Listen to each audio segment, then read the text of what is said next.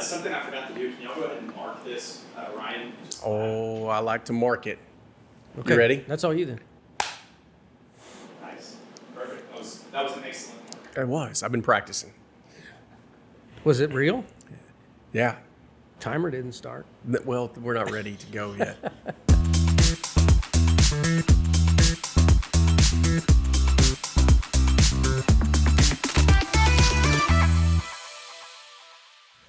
Welcome back to episode 2 of Building Cyber Safe Communities. They let us come back for a second Yeah, episode. but still no chips and salsa. Not yet, anyway. That's for lunch later. The second in the series that we're doing for Cybersecurity Awareness Month, the month of October, we talked about during the last episode that this is a 21st season, 21st year? 21 years for somebody. For somebody. Do cybersecurity. Well before our time, right? I can't say that, but Almost. We're wishful thinkers. yeah, but it's an important month. It is. So what we're trying to do is raise awareness. Last episode, we talked about a lot of the threats that we're seeing, not only in public entities, but also our personal lives, right? We're threats as well. What the current cyber threat landscape looks like. We talked specifically about ransomware. We mentioned it. Yep. So I think in this episode, we probably should take a little bit of a deeper dive to talk about what ransomware is, how threat actors are trying to attack us through ransomware, what we can do to prevent it, and what these threats are looking like, and what's the financial impact, because that's where the rubber meets the road, right? And unfortunately, it's making a lot of headlines these days, Yeah. right? We know some big cities that have been compromised with ransomware. The bottom line is the threat actors, the bad guys out there have learned that if they can get you to click on a link, download a file, take some action, open an attachment that can upload some malware payload, they can encrypt all of the data in your corporate environment, all the data that you have access to for sure, and then they can turn that into money. They can monetize that access by writing you a ransom note. Hence the name ransomware. Yeah. So that's what ransomware is, right? I mean, we hear the buzzword, we hear people talking about it. We see some big names, large cities in the news, right? We can go all the way back to, was it 2018, 2019, when there was a couple of large cities on the East Coast that got hit with ransomware, right? We can mention the names because it's so widely known. Atlanta, Right. Baltimore. Yes. Those are some big cities that were victims of ransomware. What type of financial impact did some of those cities see? You know, I think it's hard to tell because a lot of public entities don't disclose Right. those costs or those impacts, and it takes a lot of years to measure those impacts. It goes over quite an extended period of time. We're seeing the city of Dallas deal with that right now. I think they were compromised, what I heard was May of 23. Yeah, it's been over a year. And just heard yesterday that they're still dealing with some of the fallout from that ransomware attack. Last number I saw, they were up to $8.6 million in recovery costs allocated for that incident. Wow. And when you look back, I think the last figure I saw related to Baltimore was actually in excess of 10 million. So we're talking This is 8-figure financial impact to a city, because probably somebody, we hate to say it, somebody probably made a mistake, right? The human element is such a significant driver of the losses and the claims that we see at the risk pool. Somebody just gets in a hurry, does something that they know better, right? Because they've been trained. We have training. We talk about phishing. We talk about all these things over and over. But we're also public servants. We're trying to do the right thing. We're trying to help. We're trying to be helpful. We get an email asking us to do something, and our immediate reaction is to do it, right? And that may be clicking a link or opening an attachment. Well, and so that's the crux of the matter, and why we're talking today, and why Cybersecurity Awareness Month's messaging hasn't changed too much in 21 years, is because the threat actors are taking advantage of human nature, right? Our nature to be curious, our nature to get something for free, or our nature to make sure that we take the appropriate action, like helping someone in our day job. Yeah. The downside is that it's having these catastrophic results. As we just kind of mentioned, some of the monetary figures are huge. A report that came out in 2024 this year said that 59% of organizations have been compromised with ransomware in the last 12 months. Going back to our last episode, you did that great example of look to your left and right. This is a real story of if you look to your left and right, both out of 3 people are going to be compromised in the next 12 months. And that's huge. I mean, what are we going to do with that? And out of those who get compromised, 70% of those get their data encrypted by the threat actors. Wow. That's those are alarming stats, It's huge. right? Yeah. I mean, that's a big threat to our organizations, and we face it on a daily basis.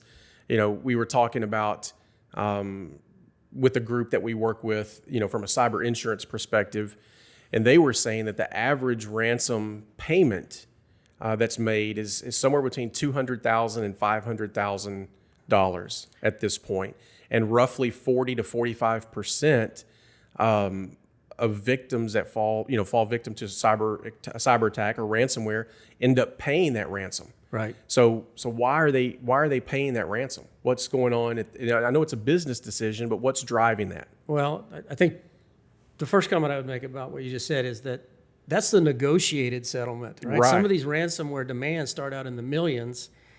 And then if you work with insurance carriers like we do at the risk pool, they have teams who are specialized in negotiating with whatever particular group has demanded the ransom from you. And they know what they will settle for, what they've settled for in the past. And so they can get the monetary figures down, but it's still $500,000 at the upper end of that. So that's big, right? Yeah. The second part of your question is tougher to answer, right? What is causing all of this? But the bottom line is that the bad guys have learned how to make money by taking advantage of vulnerabilities in our systems and users who they can prey on through human nature to try and get them to take some action that will result in this ransomware getting just cut loose inside their whole organization. How do we recover from it? Well, the first thing, it's all centered around your data. So you've got to have good backups. Well, most of us learned how to do backups many years ago because of disaster recovery. We would have the drives in a server fail, or we would have a user's PC go out and they needed some file urgently. And so we would go to the backups and we would restore either that one file or we would restore that whole system because the server failed. Those same backups that we relied on for disaster recovery are the backups that the threat actors are looking for because they know if they can encrypt those and take them away from us, then they've taken away our ability to resume our normal operations in a reasonable amount of time. Yeah. And now we're in trouble. Yeah. Yeah. So they're encrypting your data, right? Your what we call production data, the information that you use on a daily basis. But they're also attacking your backups, right? Yeah. If they're not air gapped, if they're not offline, if they're not encrypted, then they're attacking those. But they're also exfiltrating or exporting or stealing your data, taking it off of your system, right? Because we talked about last week a little bit about what we call double extortion. The old school methodology of a threat actor, because remember, they're financially motivated mostly, is to encrypt your data and try to get you to pay for the decryption key, right? The key that unlocks everything. Well, if you have a good data backup strategy, entities were just recovering, right? They're testing their backups on a regular basis, and they say, okay, we'll just recover from our last backup. Right. Get us back up and operational, no big deal. Well, the threat actors have kind of changed. They've evolved, right? Because we weren't paying them. So now they're stealing that data, and what are they doing with it after they steal it? Well, they try to extort money from us because Right. they know there's confidential or sensitive data in there that we wouldn't want released to the public, and they threaten you with that. As you know, in the case of law enforcement, some of the data that's contained in law enforcement systems, if it's exposed, it could result in very, very deadly outcomes for undercover officers or confidential informants. It could result in cases being dismissed, which is what we heard happened in Atlanta. Right. So there's a lot of bad outcomes that can happen if your data gets in the wrong hands. The trouble is that a lot of the ways that we're getting compromised, though, are things that we should be better at by now. That same report that I cited earlier said that 30% of the ransomware takes advantage of unpatched systems. And, I thought we all learned about Patch Tuesday many years ago from a vendor, but now you don't get a chance to test your patches. The minute there's a patch released, they'll tell you how severe it is, and if it's in a high severity, you've got to patch immediately. You don't get to test. You patch early, you patch often, and try to stay one step away from these vulnerabilities. Right. So, I'm glad you brought that up, because we were talking the other day about how to be made aware of these vulnerabilities and these patches as they come out. We get bombarded with so much information in our normal daily work, our normal daily jobs. And from an IT standpoint, they're getting it just as much, if not more, than we are. Subscribing to MS ISAC, yes, right? Or subscribing to Texas ISAL. They send out alerts constantly. We get them. We're members of both, right? We get those alerts all the time about vulnerabilities that are commonly exposed, and the patches that you can deploy to combat them, right? So what's the first thing you do when you see one of those? Well, I think you have to have somebody who is on the alert for those messages, right? Mm-hmm. Sometimes you get so many, the noise ratio gets pretty high. Right. But you need to at least have some person designated in your organization who subscribes to those and is responsible for sifting through them to determine which ones are severe, which ones may impact our environment. And that's a lot of work. I mean, it requires a lot of awareness.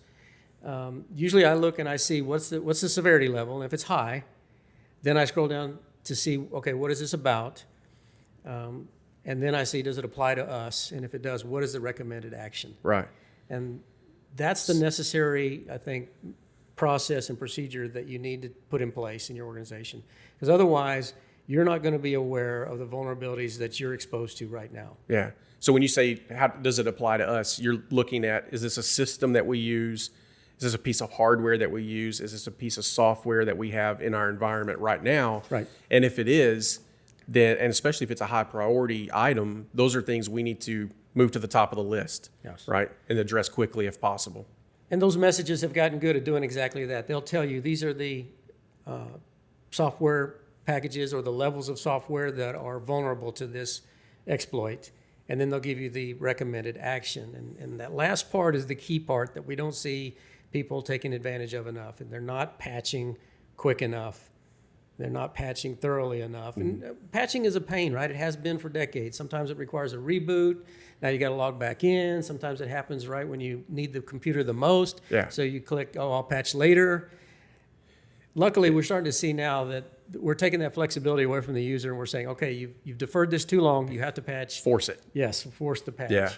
And it's unfortunate. It disrupts our workflow, but it keeps us one step ahead of these exploits, and it's really important. So patching, of course, is important. Phishing, right? Because we're talking about ransomware. How are they getting into our systems to encrypt our data?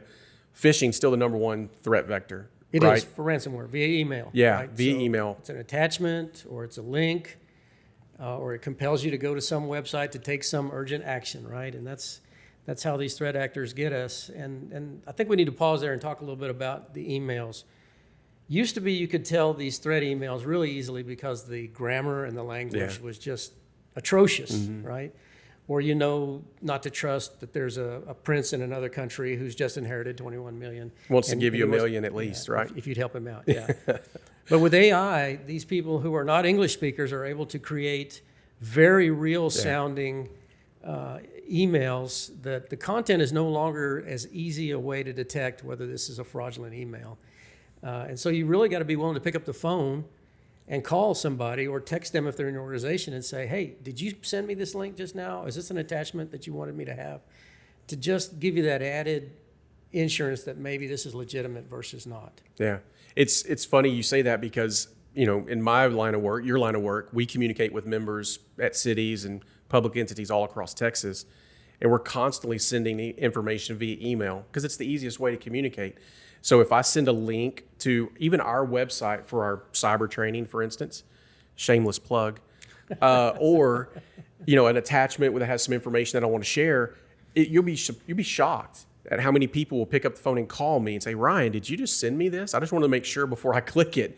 And I want to give them a gold star, right? We need to get some T-shirts printed or something to start handing out prizes for the folks that do that, because that's what we're trying to get people to do, right? Take some action to verify before they take some action that's going to be dangerous to their organization. So, we talk about ransomware and we talk about pay the ransom versus not pay the ransom, right? There's strong thoughts on both sides of that fence. So let's talk about that for just a minute. Do you have some thought about, Well, do you pay it? Do you not pay it? I would never tell somebody what they should do. I would tell you that what we're seeing in the industry is that it's very contextual, and it depends on your unique situation. You and I both know that we've had members who've paid the ransom, Right. and we know that there are others who have chosen not to, and it can be a difficult decision either way. I think the crux of the matter is it depends on where you're at. If you don't have good backups to restore from, and you feel that your data is out there in the wild and it could result in people getting injured or killed, that may heavily influence your decision to pay the ransom or not. Yeah. If you have great backups and you feel like they haven't been compromised, they're in what we call immutable storage, and that's storage that can't be changed, then you may want to forego paying the ransom and just begin to recover according to your disaster recovery plan. And I think that's the right decision in that case. Yeah. But we both know there are members who have been caught with bad backups or their backups were encrypted. And I just want to tell you that there is some progress being made, especially in the government space. Last year, according to Sophos, government entities were only compromised at a rate of about 30% compared to their private sector peers. And that's down from 2023 when it was 69% of governments were compromised. So there has been some progress. People are getting the message. I think people are avoiding the phishing. I think email phishing campaigns help with that a lot. But I think our users are getting more and more aware. The bad news is that each compromise is getting more expensive. Yeah, it's true. So these threat actors are adjusting their business model. They say, okay, well, if I'm compromising less people, then I'm going to have to ask for more ransom. Yeah. And that's where that double extortion, method that we talked about before, where if an entity says, well, I'll just recover. I've got a good data backup. I'll recover from that. The threat actor's stolen the data also. Now they're threatening to disclose it. So they've changed their threat method a little bit, right? So you're not paying the threat actor to recover your data. You're paying them to not release it on the dark web. So they've changed a little bit. I got a story to tell. Several years ago, I got a phone call from a small city here in Texas that was victim of a ransomware attack. And he said, Ryan, I just took the hard drive out of the server and took it out back and smashed it with a hammer because we had a good data backup. And he just recovered right there on site and was back up and running the next day. That's not technically the way we want to hear the way you recover from a ransomware attack, but for them it worked because they weren't double extorted. The information didn't get stolen; it was just encrypted. So I found that to be kind of funny. No, but I think you raise a good point though. Is you need to encrypt your own data in your backups. That way you can't be extorted for the contents because the threat actors can't read it if it's encrypted. So.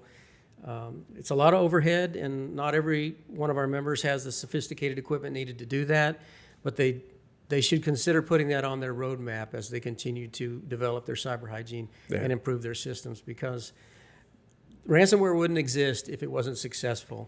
That's right. And these threat actors have monetized this to where they're making money off of it, and they're going to keep doing it when they can continue to find victims who are not taking all of the actions they can to prevent this. Yeah. And that's why when you have a ransomware event and you involve law enforcement, which you should, right? We'll talk in just a second about the requirement to notify. Most law enforcement officials will tell you don't pay the ransom, right? Because you're furthering criminal enterprise. You're encouraging negative behavior, which just gives them, more fuel for the fodder, right? They're going to continue to attack public entities because we're paying the ransom, right? There's legislation that's been attempted to be passed over the last couple of sessions that makes it illegal to pay a threat actor a ransomware demand if you're a public entity. I fully expect we'll see that in the future. I think we've seen some other states enact similar legislation. I think we'll see that in the future again. And I think if that legislation does pass, you're going to see these organizations decide to start improving their security postures by increasing the budget for those items, right? You need to make those investments as they are warranted or as they're mandated. But at the end of the day, user awareness is still the key. And that's why we're doing this podcast. And it's a message that I don't think is going to change, because human error is still involved, whether it was intentional or unintentional. you download one file or you click on one bad link or you open one attachment and you could compromise the organization. Yeah, for sure. So I mentioned earlier, and I do want to mention it just to make sure everybody's aware that Senate Bill 271 passed in September of 2023 that does make it a requirement for a public entity to notify the state if they do have a cyber-related incident, especially if it rises to the level of information that's being or has been disclosed to an unauthorized third party. Right. So make sure we're adhering to that. There's more information on the Texas DIR's website about that as well. So that is a requirement. And then ultimately you have to determine whether or not paying the ransom is in the best interest of your organization, because it is a business decision. You're the one that has to get back up and operational as quickly as possible. How do you do that? That's a decision they have to make. Right. I think we can all agree, though, that ransomware is very bad and we want to avoid it at all. Absolutely. So good information. I hope that you found this valuable when we talk about ransomware, ways that we can help combat that, the ways that threat actors are gaining access to our systems. This is what we plan to do over the next few weeks, especially this month for cybersecurity awareness, right? We're trying to raise more awareness. I'm going to take credit for that reduction in public entities. Your messaging works. Yeah, a little bit. So job. we've been talking about, spreading the good word for several years about cybersecurity. So we'll take a little credit for that reduction in that statistic. So hopefully we can continue to do that. Hopefully you can join us next week. If you like what you see, please subscribe, click like.